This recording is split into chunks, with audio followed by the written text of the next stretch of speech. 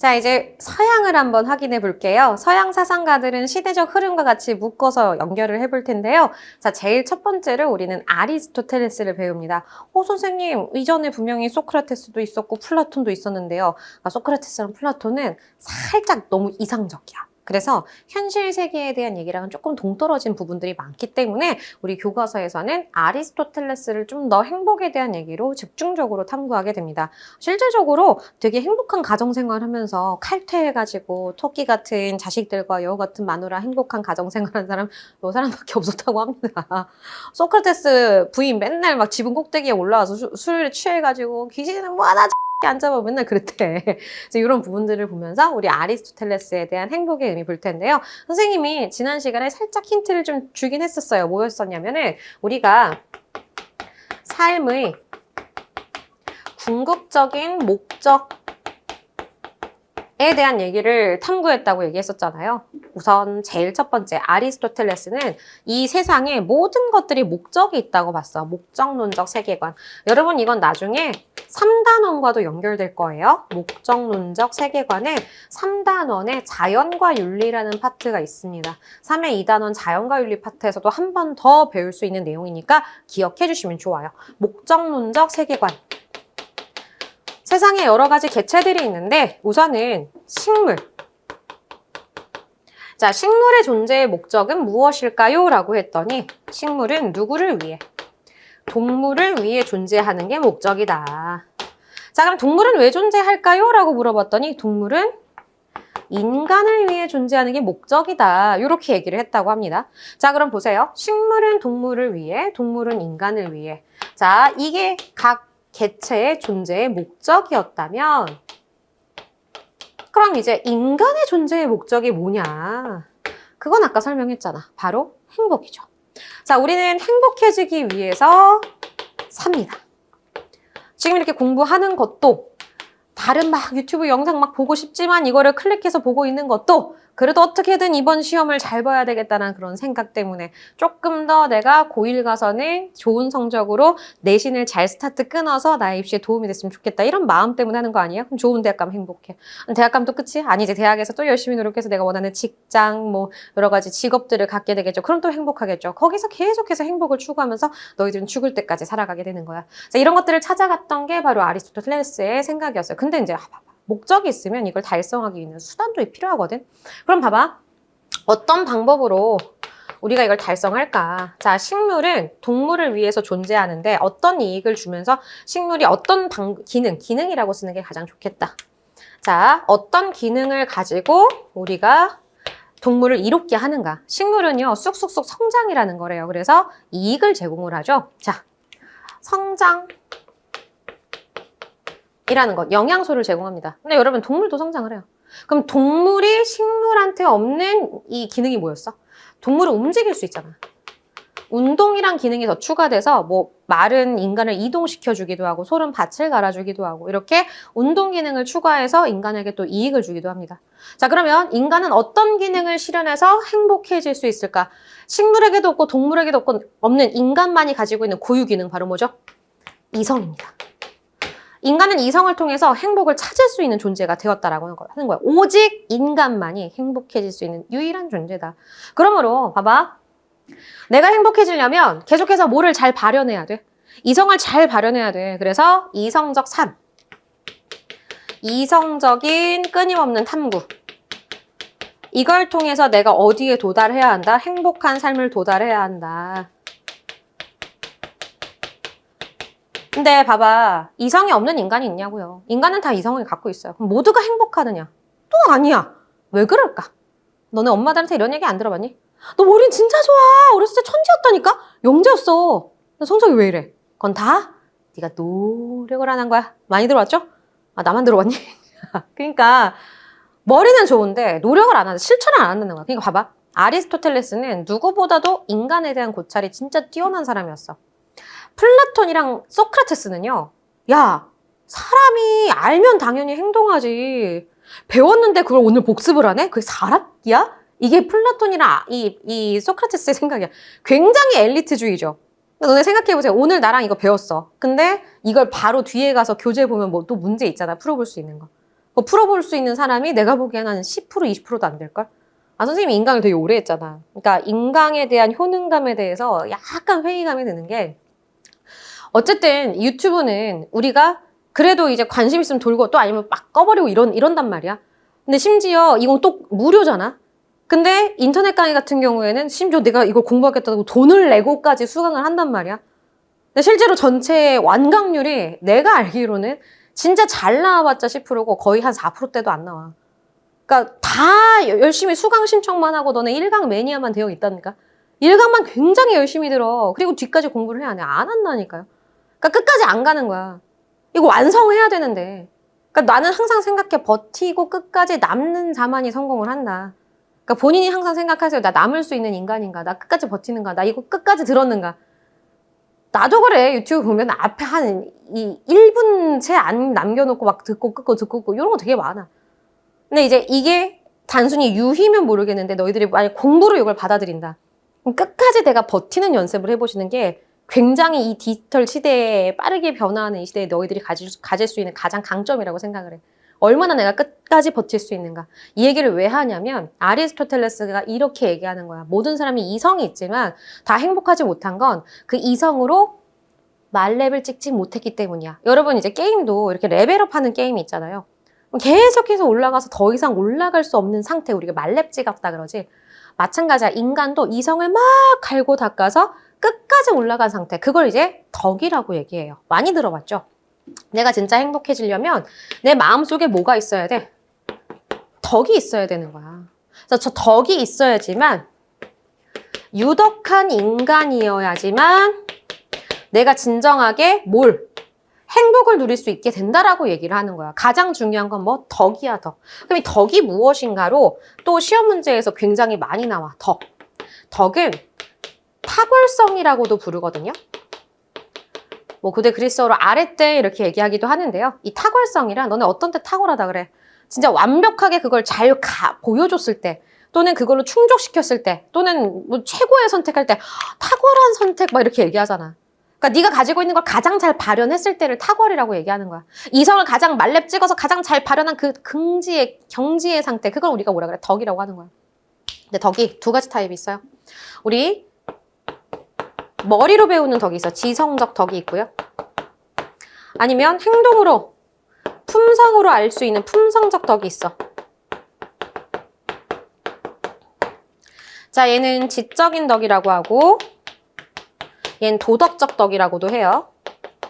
무슨 소리냐. 우선은 똥인지 된장인지는 가려 먹을 수 있게 우리는 지식을 추구해야 돼. 이거는 뭐야? 학습을 통해 얻는 거야. 지식, 도덕적 지혜. 나중에 가장 궁극적인 건 철학적 지혜라고 하거든. 세상을 꿰뚫어 볼 수 있는 지혜로움. 다 이건 뭐로 얻는 거야? 학습이야, 학습. 배워야 돼. 근데 봐봐. 내가 배운다고 다 돼? 항상 어떻게? 복습이 중요하다니까. 열심히 다시 복습하고 배우고 이런 것들은요. 습관이 만들어지지 않으면 안 돼요. 남이 백날 하라고 해봐. 안 된다니까. 본인이 습관화가 되어 있어야 돼. 오늘 배운 거 오늘 처리하기. 꾸준히 내 몸에 배어있게 공부를 하는 애들이 사실은 성공을 많이 하더라고요. 그러니까 가끔 애들이 내신 망했다고. 선생님 전 정시로 갈게요. 내신 망한 애들이 정시로 가서 성공한 비율이 몇이나 될 것 같아. 선생님이 학교에서 뭐 재수생은 좀 달라. 나중에 재수생은 재수하면서 깨달음을 얻거든. 근데 이제 현역이라는 것은 재수하지 않고 고등학생이 바로 정시로 원하는 대학을 가는 친구들의 비율이거든요. 그 친구들은 내신에서도 전교권 안에 있는 친구들이었어요. 그러니까 내신도 꾸준히 잘하는 연습이 된 친구들이 정시 시험도 잘 본다라는 거야. 공부 습관이야, 공부 습관. 야, 생각을 해봐. 내신 총 몇 번 보니? 보통 재수생이 3학년 2학기가 반영되고 현역은 3학년 2학기 수시 반영이 안 되니까 3학년 1학기까지는 총 10번의 시험을 봅니다. 10번의 시험 동안 꾸준히 공부하고 복습하고 공부하고 복습하고 이 10번의 트레이닝이 된 습관화된 애들이 수능 공부도 잘하는 거야. 근데 이것도 안 된 애가 나 정시로 갈게? 너 이 얘기랑 똑같아. 엄마, 나 고3 때까지 놀게. 놀게. 이거랑 똑같은 말이야. 그러니까 공부는 항상 뭐가 중요하다? 습관화가 중요하다. 열심히 숨 쉬듯이 하셔야 돼요. 우리가 숨을 까먹고 안 쉬거나 귀찮다고 숨 안 쉬는 거 아니잖아. 공부는 숨 쉬듯이 하는 것이다. 까먹지 마시고요. 그래서 이렇게 해서 학습을 했으면 실천을 해야 되는데 인간이 나태하고 게으르잖아. 그러니까 막 졸리다 자고 하자. 배고프다 먹고 하자. 먹으면 또 졸려 또 자고 하자. 이렇게 되는 거야. 그러니까 열심히 노력하는 습관화, 실천이 필요해. 실천, 구체적 실천, 행동. 뭐가 중요하다고요? 습관. 습관화. 이걸 내가 시행하는 거, 배웠던 걸 시행하는 게 중요한데 얘 같은 경우에는 봐봐. 애들이 내가 이렇게 막 얘기하면요. 가끔 이제 첫 시간에 현장 가잖아. 그럼 첫 주에 애들이 막 의욕이 막 뭐 불타올라. 막 열기가 막 이렇게 올라오는데 한 3주 주면 꺼져.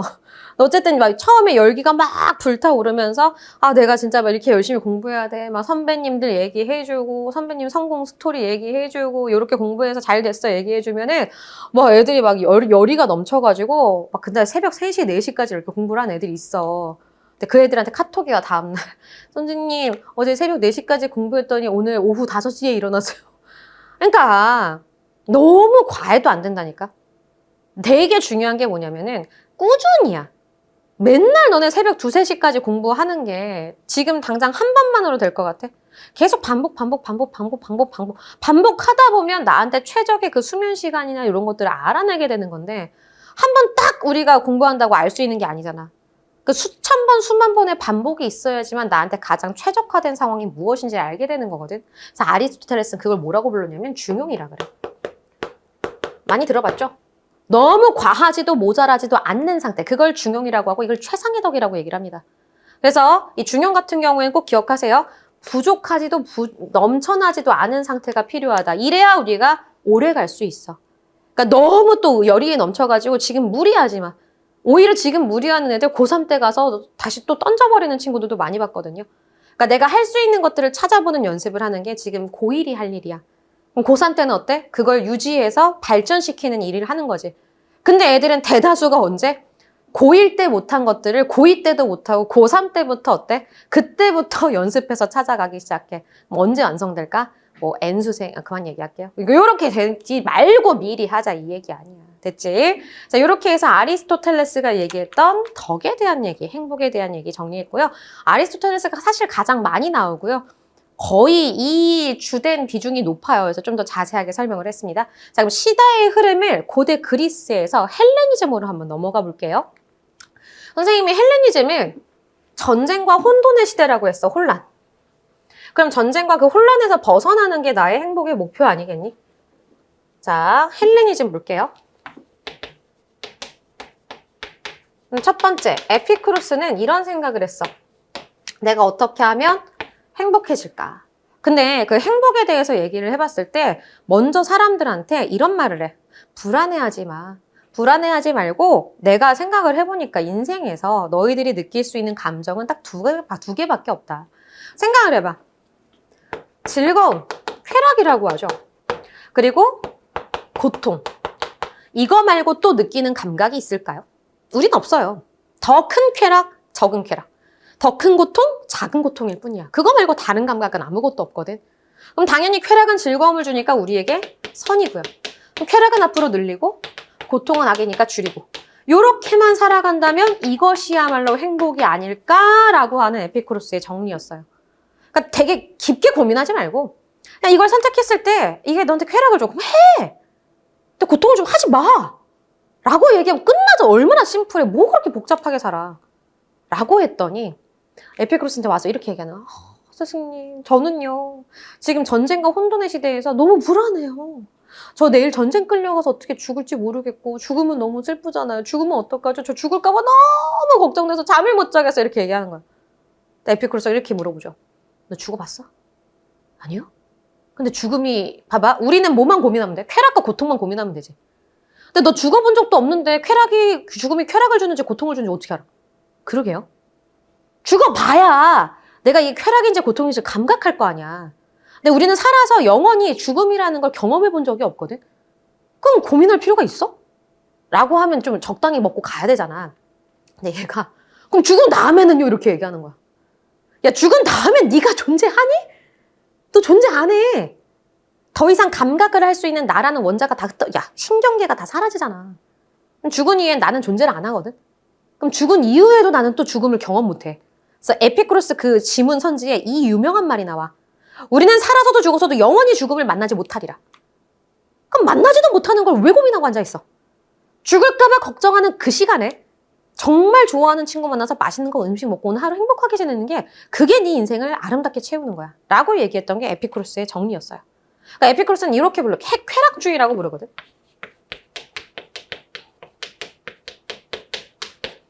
근데 이제 어떤 사람들이 막 욕을 하는 거야. 야, 그럼 돼지는 겁나 행복하겠다. 맨날 처먹으면 오잉 오잉. 아니야. 에피쿠로스는 이런 비판을 지향해요. 내가 추구하는 쾌락은 단순한 육체적인 쾌락이 아니다. 내가 추구하는 쾌락은 굉장히 오래 지속될 수 있는 쾌락이야. 바로 정신적인 쾌락이죠. 따라서 내가 어떻게 사는가? 내 육체에 고통이 없고 내 정신적으로 평온함을 누리는 게 가장 궁극적 쾌락이라는 거야. 고통 없이 평온한 삶.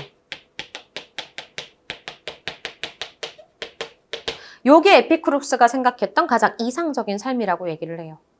그럼 이제 가끔 어떤 선생님은 이걸 고대 그리스어로 표현한 것들을 막 내. 고통이 카락스라고 하거든. 근데 너네 영어 단어 중에서 앞에 A자가 붙으면 부정의 의미를 가져오는 단어를 만드는 거 경우 봤지? 영어 선생님한테 물어봐. 그러니까 똑같아. 얘네가 원리가 똑같거든. 우리가 아가 A야. 부정이야. 없애겠다. 뭐를? 고통, 타락스를 없애겠다. 그래서 우리가 타락스를 제거한다. 아타락시아라고 이렇게 얘기하는 게 바로 고통 없이 평온한 삶이라는 얘기를 하게 되는 겁니다. 자, 그리고 나서 요것도 한번 연결해 볼게요. 우리 정신적 쾌락에서 추가적으로 요 얘기를 하는 게 쾌락의 역설이라는 건데 이 에피쿠로스가 행복에 대한 계산법을 한번 보여줍니다. 우리가 어떤 걸 행복하다고 느낄 땐 두 가지 요소가 있어요. 우선은 내가 뭔가를 충족하는 거, 만족감. 만족감은 늘어나면 늘어날수록 행복이 증진되겠지. 근데 우리 만족감을 저해시키는 요소가 있거든. 그건 바로 욕망이에요. 그러니까 욕망은 커지면 커질수록 욕망에 비해 만족감이 줄어드니까 행복하지 않거든. 욕구야. 그럼 우리는 어떤 때 행복을 할까? 막 만족감을 달려가서 추구하는 게 좀 더 가능할까? 이걸 한번 잘 생각해 볼게요. 만약에 내가 갑자기 지갑에서 1,000만 원짜리 수표를 줘서 PD님한테 줬다고 생각해 보세요. PD님 기뻐 안 기뻐? 너무 신나죠. 이유는 딱 하나예요. 지금 PD님의 욕망은요. 1,000만 원보다 욕구가 작으니까 그래. 근데 만약에 지금 PD님이 내가 지금 포르쉐가 사고 싶어.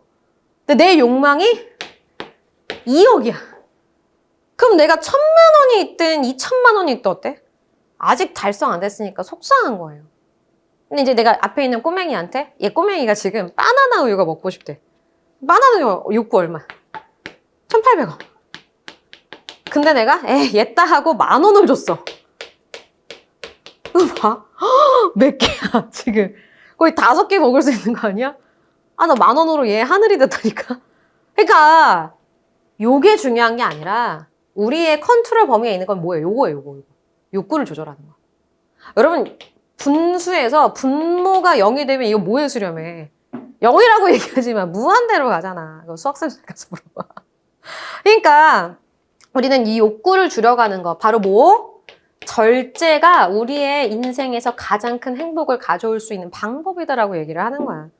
무한하게 계속 행복을 추구하는 것보다 최소한의 그 고통을 줄일 수 있는 만큼의 밥만 먹고 이런 정신적인 쾌락을 나누면서 살아가는 것이 가장 이상적이다. 그래서 에피쿠로스는 정치도 하지 말라 그랬어. 사람 많이 있는데 가지도 말라. 심지어 결혼도 하지 말라 그래. 내 인생에 가장 큰 고통을 주는 대상이. 그만 얘기할게요. 그러니까 그래서 이런 부분들을 보면서 웬만하면 얽히지 말고 근데 또 아예 히키코모리처럼 은둔자처럼 사는 건 아니에요. 최소한의 마음을 나눌 수 있는 2-3명의 친구면 족하다 이렇게 얘기를 했습니다. 자, 이렇게 해서 감정, 감각과 관련된 거. 여러분 MBTI에서 F가 바로 뭐죠? 이런 감정, 감각과 관련된 게 좀 더 공감 능력이 뛰어난 사람 F라고 얘기를 하잖아요. PD님 F예요, T예요? 어느 중에 가까워요? F예요, T? F에 가깝으니까. 그럼 이제 이 F들이 이해하지 못하는 T의 얘기를 한번 시작해 보겠습니다. 자, 스토아입니다. 자, 스토아 같은 경우에 우리 파워 T 생각하시면 돼. T. 이 T적인 사고예요. 진짜예요. 그러니까 이 똑같은 시대 사람이야. 전쟁과 혼란. 이 혼란에 대해서 어떻게 살아가는 방법에 대해서 생각하는 사람들인데 어쨌든 감각은요, 계속 바뀌어요. 그러니까 에피쿠로스를 뭐라고 비판하냐면 스토아학파가 아무리 이 쾌락과 고통에 대해서 절제한다, 살아간다 할지라도 너의 원리 자체가 감정에 의한 건데 감정은 시시각각 변한다. 그렇게 시시각각 불안정한 것에 너의 마음을 맡길 수 있는가? 오히려 그것보다도 항상 똑같이 어떤 상황에서 똑같은 결론을 내리는 이성적 사고만이 나를 완벽하게 안정화시킬 수 있다라고 얘기를 하는 거야. 그러니까 이제 스토아학파는 이런 생각을 하는 거죠. 더 중요한 건 뭐다? 안정이다. 어떻게 하면 내가 안정적으로 살아갈 수 있는가? 바로 이성이죠. 이성적 법칙을 따르는 삶. 이 이성적 법칙을 스토아는 사실 어디서 찾았냐면 자연에서 찾았어. 자연을 보니까 항상 해가 뜨고 지고 뜨고 지고 반복해서 한 번도 어그러짐 없이.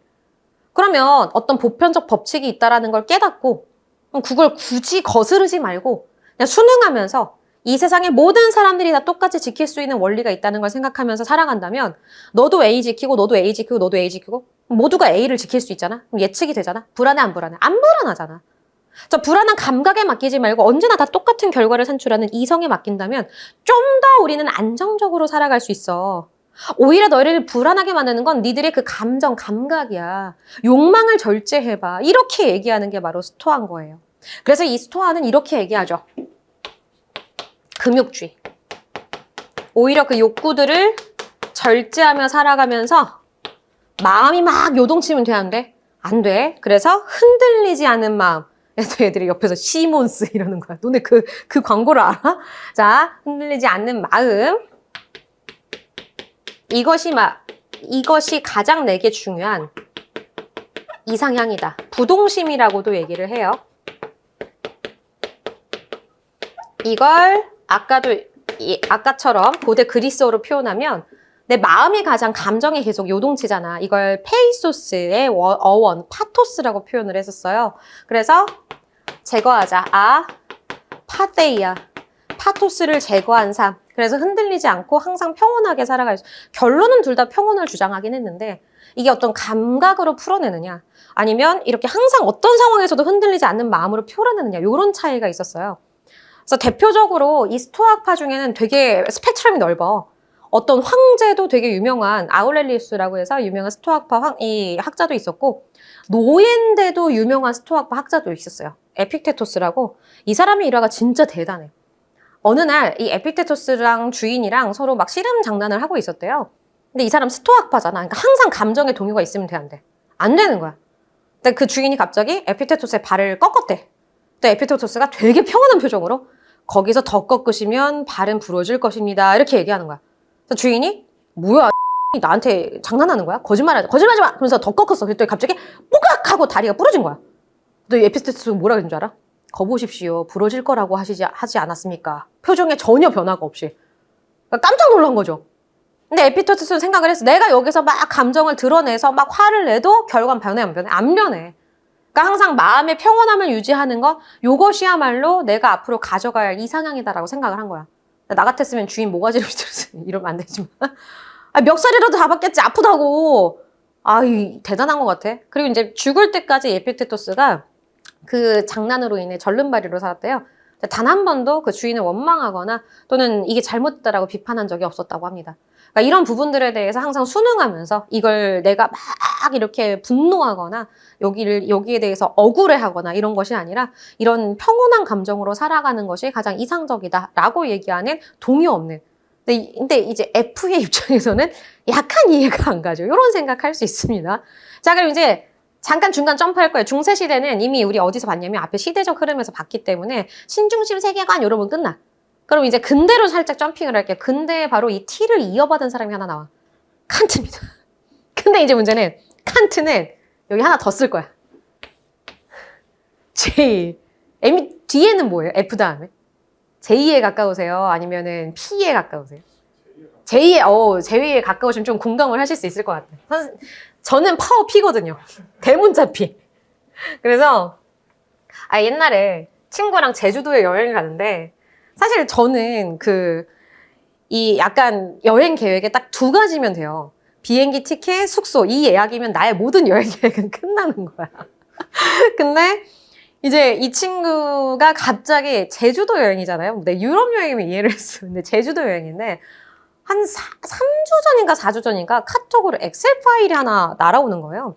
그래서 뭐지? 왜 이런 걸 보내지라고 하고서 클릭을 해봤더니 와, 한 3박 4일이었거든. 1, 2일, 3일, 4일 이 시트 탭이 다 나눠져 있어. 이미.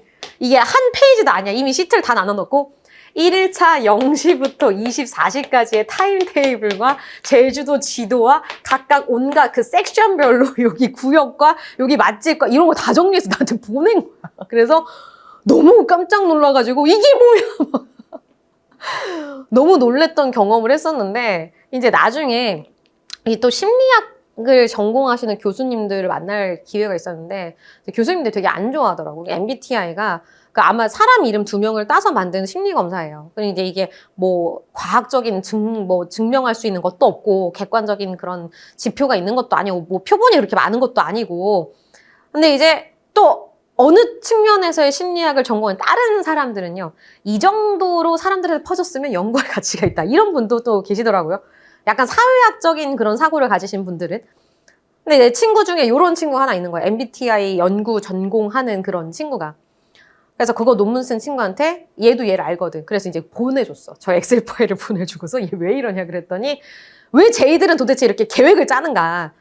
내가 그걸 물어봤거든. 너무 궁금해서. 근데 그 연구하는 애도 제이야. 나한테 이렇게 얘기해줘. 그게 사실은 제이들의 성격이 G를 맞아서 그래. 라고 나한테 이렇게 얘기해주는 거야.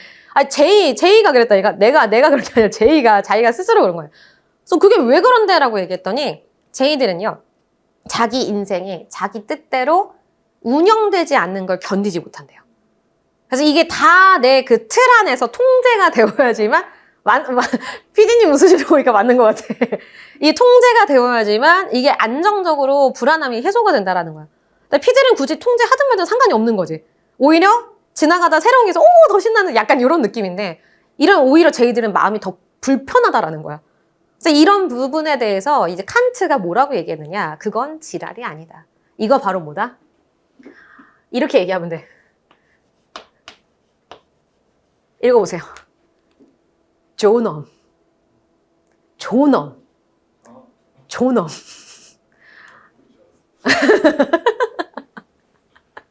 존엄이다. 존엄성이다. 오히려 이렇게 생각해보는 거예요. 인간만이 계획을 짜고 인간만이 자기 삶을 통제할 수 있다는 거다. 집에 있는 강아지가 계획 짜는 거 봤어요? 1시에는 우리가 뼈다귀를 먹고 5시에는 산책을 주인한테 이렇게 안 물어봤으니까 모르겠지만 내가 보기엔 아닌 것 같아. 그냥 본능에 의해서 움직이는 것 같죠? 오직 인간만이 자기의 삶을 스스로 컨트롤하고 통제할 수 있는 그런 능력을 가지고 있기 때문에 이게 인간과 나머지 개체들의 차이점이라는 거예요. 근데 칸트 하면 딱 떠오르는 게 인간의 존엄성이야. 근데 도대체 왜 인간의 존엄성이라는 얘기를 했는지 이해해 본 적은 있니? 그냥 무조건 그냥 듣고 외우기만 했었잖아. 근데 칸트가 그 이유를 찾은 거야. 왜 인간이 존엄한지에 대해서. 그리고 그 존엄한 인간이 나만 존엄한 게 아니라 우리 모두가 다 평등하게 존엄한 이유에 대해서 찾은 거예요. 그래서 칸트는 항상 이런 생각을 해. 행복과 우리 삶의 존엄성에 대해서 이런 생각을 한번 해보자. 행복을 먼저 추구하지 말고 먼저 인간이 되어야 한다. 아리스토텔레스 얘기와 스토아파 얘기를 잠깐 정을 해보면 좋을 것 같아요. 그래서 어떻게 하냐면 칸트는 먼저 행복의 자격부터 찾았어요.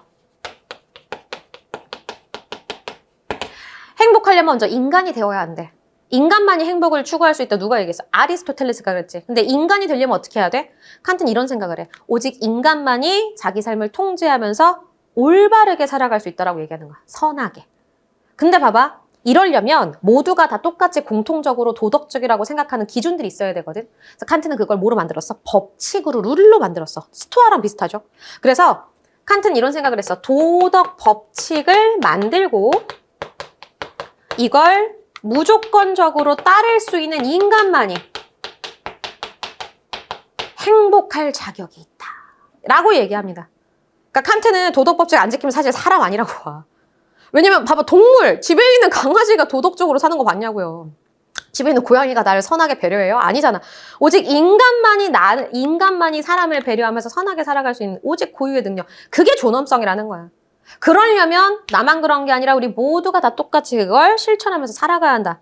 그래서 우리 파워 TJ 이렇게 얘기하는 거야. 이성을 통해서 보편적으로 만드는 계획적, 무조건적으로 지켜야 하는. 한번 법칙으로 정했어? 그럼 무조건 시행해야 돼 라고 얘기하는 그게 바로 칸트였던 거예요. 그래서 칸트는 이 행복에 대해서 우선 도덕 법칙을 굉장히 많이 강조했고요. 이 도덕 법칙이 어디서 온다? 이성에서 온다라고 얘기를 했었어.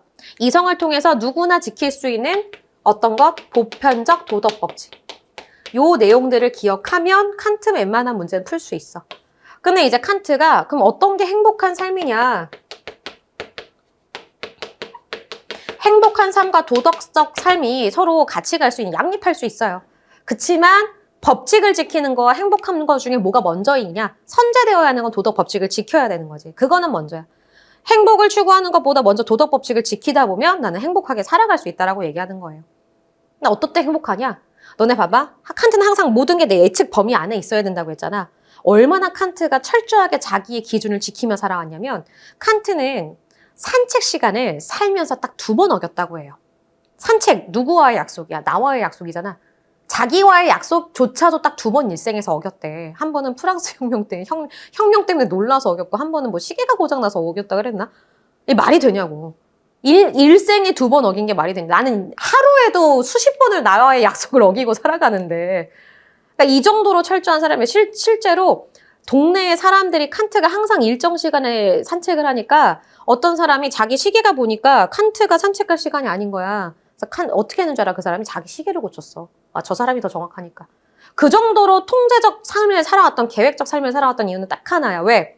예외가 없어야 돼. 예외가 있어버리면 불안정해지잖아. 그러니까 항상 모든 통제범위 있어야 되는데 봐봐. 우리가 예외적인 건 뭔 줄 알아? 본인의 능력보다 훨씬 뛰어난 거, 넘어선 거. 또는 내가 원해야 되는 것보다 더 과도한 것들을 생각할 때 그게 예외가 되는 거야. 우리가 로또에 당첨될 것만 기대하고 사는 삶 얼마나 불행하겠어요. 실제로 확률이 낮잖아. 그러다 보니까 항상 너무나 과도한 것들을 추구하지 말고 가진 것에 만족하는 것. 가진 것에 만족하는 삶. 불평불만 없이 나에게 충족된 것 안에 범주 안에서 예측 가능 범위 안에서 살아가는 것이 그것이야말로 진정한 행복이다. 너무나 과욕 부리지 말고 내가 계획한 대로 살아갈 수 있는 그걸 지킬 수 있는 것만이 행복이다라고 얘기했던 게 바로 칸트야. 그래서 칸트는 모든 예외적 요소를 다 지워나갑니다. 그래서 이 예외적 요소를 지워나가다 보니 가장 불안정성이 높은 누구까지도 지워나가요? 여자친구. 그래서 칸트는 죽을 때까지 모태솔로로 살다가 돌아가세요. 자, 근데 이 칸트가 근데 본인의 삶에 굉장히 만족하고 돌아가세요. 그래서 죽을 때 비석에 이렇게 써달라 그래. 이 정도면 잘 살았다. 진짜야. 근데 이제 내가 이렇게 얘기하니까 어떤 애가 선생님 칸트가 못생겨서 그런 거 아니야 이렇게 얘기하는데 맞아 못생겼어. 진짜 못생겼어. 근데 야 못생겼다 다 그런 건 아니야. 칸트 인기 되게 많았어요. 칸트가 그때 당시엔 이를 토론하는 걸 살롱이라고 하거든. 근데 그 살롱이 한번 칸트가 뜨자마자 구름대같이 사람 와서 야 칸트 왔다 난리가 났어. 칸트 인기 진짜 많았고요. 칸트가 한번 얘기 시작하면 모든 남녀노소 할 거 없이 모두 칸트에게 빠져듭니다. 그 중에 한 명의 여성이 너무 이 칸트의 지성적 매력에 빠져서 청혼을 하죠. 프로포즈. 야 우리 결혼하자.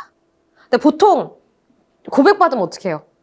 한 얼마 정도 기다렸다 대답을 해주죠? 뭐 길어야 물어보면 한 3일 정도 얘기하더라고. 근데 칸트는 봐봐.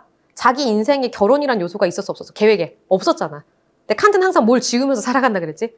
예외를 지으면서 살아간다 했잖아. 그럼 어떻게 해야 돼? 아 여자를 지워? 여자를 어떻게 지워? 새로운 계획을 짜면 되잖아. 그래서 칸트가 그때 고백 받자마자 도서관으로 달려가요.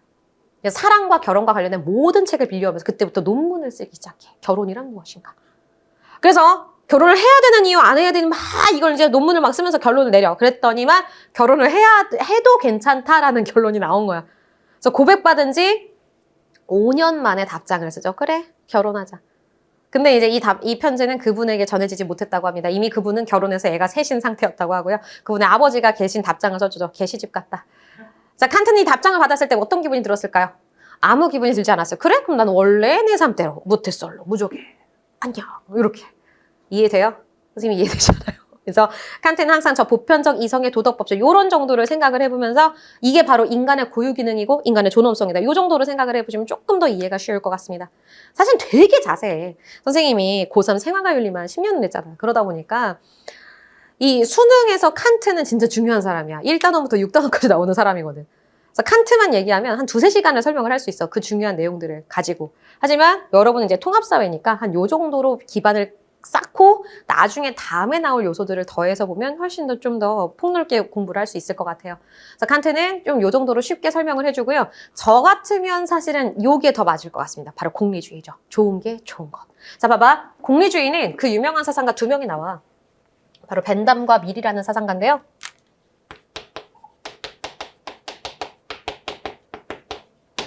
이 벤담과 밀은 이런 생각을 해요. 봐봐. 둘 다 약간 에피쿠로스 요소를 가져와요. 쾌락주의. 근데 에피쿠로스는 그 쾌락을 본인한테 한정했었잖아. 이걸 사회적으로 확장한 게 바로 벤담이야.